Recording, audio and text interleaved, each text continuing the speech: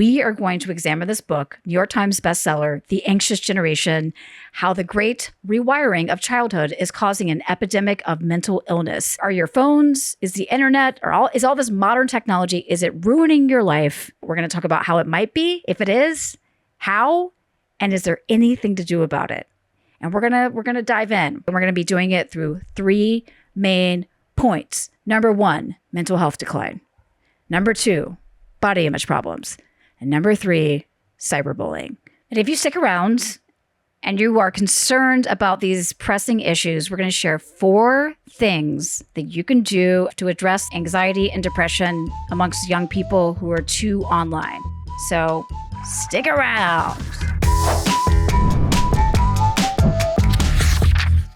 Welcome to Bookwise, a podcast from bookclub.com. I am your host, Britt Brewer, aka Dr. Books, a licensed professional book recommender. Okay, so first point, mental health decline. Let's talk about it because it is especially prominent among girls. So social media platforms, much like Instagram, in fact, there was a study that Instagram conducted on girls' mental health, and it was leaked to the press, and it refers to some internal research. And guess what, folks? It's not good, okay? It was made public from a brave whistleblower, Frances Haugen, in 2021, and it revealed some very alarming findings about the negative impact of Instagram on the mental health of teenage girls. And I'm just going to say, here's a few stats. 13% of UK teenagers and 6% of US teenagers attributed their suicidal thoughts directly to Instagram.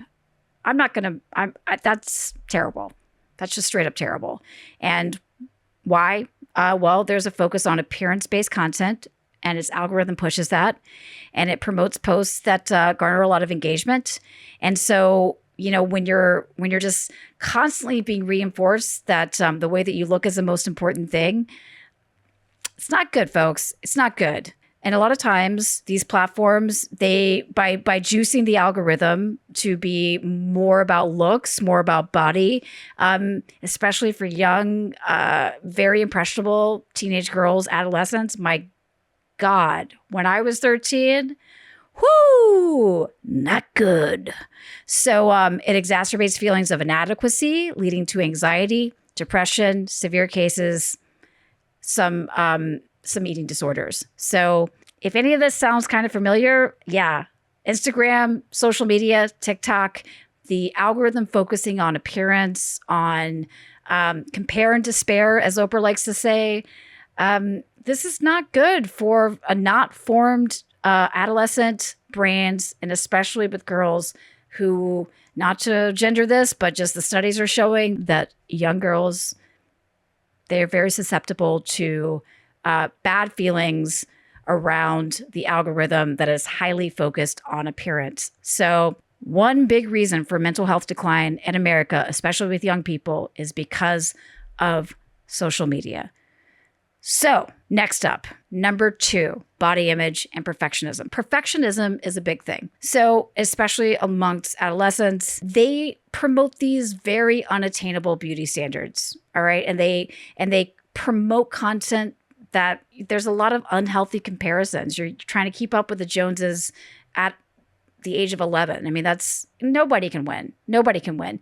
And this leads to a rise in perfectionism. And as any of us know, perfectionism, comparing yourself to others, being on this hamster wheel of just, I'm not good enough, you're gonna start having mental health issues. So Jonathan Haidt, in the book, he talks about algorithms that push content related to beauty and thinness in young girls and unrealistic beauty standards. And this leads to greater dissatisfaction and this sort of prescribed perfectionism. And this is further exacerbating anxiety and depression. So just to in summation, and these are related, but mental health declines, and then also just unrealistic beauty standards. You know what I mean? So number 3, cyberbullying and relational aggression. This is a big, big issue, and it used to be where it would happen at school, which is not good, but you could at least go home and have a little peace and quiet. But now you're going home and you're, You're on social media, you're on Snapchat, you're on these things. And so it is just a 360 like bullying experience. There is no break from bullying.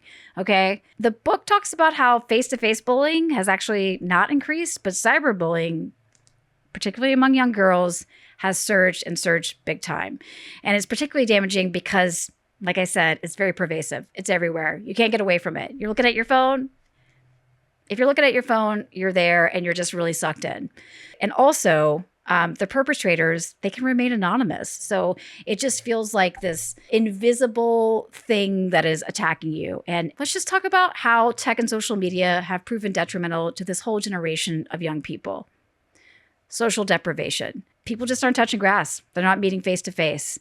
And it allows for some online superficial relationships. You know, it's easy to make a comment. It's easy to DM someone. You know, it's hard making plans and meeting in person.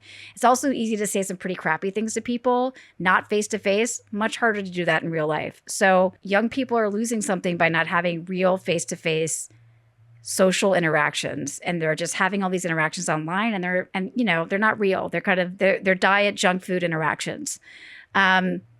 Sleep deprivation. You know, they're staying up all night, but if you're staying up and you're just like going to school and you're like, I was going into these weird TikTok. I was reading about Caesar salad wraps until 3 a.m. Like, it's good because Caesar salad wraps are good, but not good because you got to sleep. So this podcast is not going to end on a doom and gloom note. We've talked a lot about problems, okay, but a problem has a solution. So here's Jonathan Haidt on the Hard Fork podcast from the New York Times, talking about 4 things that you can do to address the problem of the anxious generation. Let's watch. We have overprotected our children in the real world. We have underprotected them online. And so what are the solutions to reverse that? We've got to reverse both of those. So now the 4 norms. The first norm is no smartphone before high school. Just give the kids flip phones. Flip phones are not harmful. The millennials were fine. The second norm is no social media till 16. This stuff is just shredding kids going through puberty. But the millennials didn't get on Instagram and other platforms till they were in college. And they were not harmed by them, as far as I can tell. And the third norm is phone-free schools. When kids are in school, their attention should be divided between their teachers and their friends. We need to give the kids 6 hours a day when they can talk to other people. The fourth norm, then, is far more independence, free play, and responsibility in the real world. So this was The Anxious Generation by Jonathan Haidt. And I am Britt Brewer, aka Dr. Books, a licensed book recommender. This is Bookwise, a podcast from bookclub.com. And again, put down your phones, pick up a book, go outside, touch grass, talk to someone face to face. And as always, happy reading.